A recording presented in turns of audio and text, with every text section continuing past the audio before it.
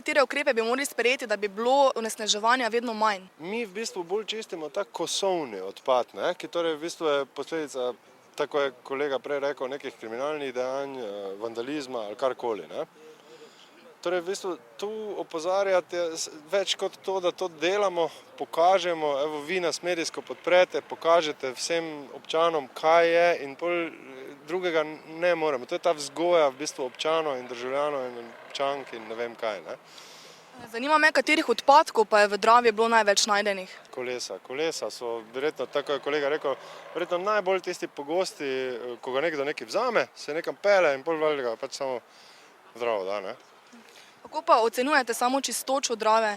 Čistoča Drave se je v zadnjem času izredno spremenila. Torej v vseh teh letih sodelujemo z Zavodom za zdravstveno varstvo in z gospodom Slavkom Lapajnetom in oni govorijo v bistvu, da se stanje Drave res izboljšuje dobro.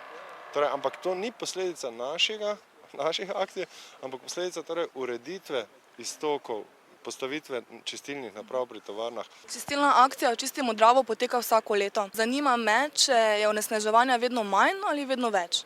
Skoraj vedno enako. Zdaj, da bi rekel vedno manj ali vedno več, ne bi bil niti točen podatek, težko to tudi oceniti, ampak bolje v skrb zbujajoče to, da če očistimo predel med Studenško brvjo pa do Titovega mosta, je nikoli ne očistimo. Tudi rečemo, če bi se tu potopili, pa bi rekli za letos, tu več ni dobenega kosovnega odpadka, torej ne kolesa, ne motorjev, ne bojlerov, televizorjev, tudi štedilnik smo že potegnili.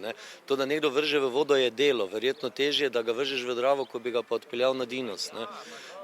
In Drava vedno prinese z svojim tokom vedno nekaj novega. Sicer, če bi bilo to, kar ne sodi v reko, bi bilo to v redu, ampak žal so to odpadke, katere pač ljudje odvržejo. Omenili ste, da ste v eni izmed prejšnjih akcij našli avto. Ste po številki šasije našli tudi lastnika? Ja, to je bilo javljeno take najdbe se javijo na policijo, pridejo in popišejo. Tako da, kaj se je pol naprej zgodilo, to ne vemo, nimamo informacij.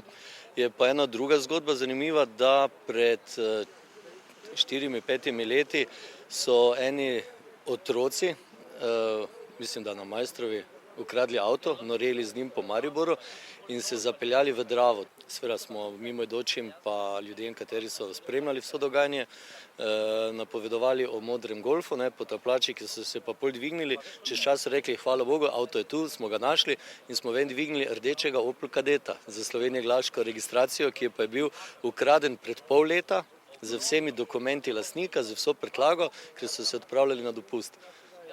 Ta golf, odkrito tega še pa nismo našli.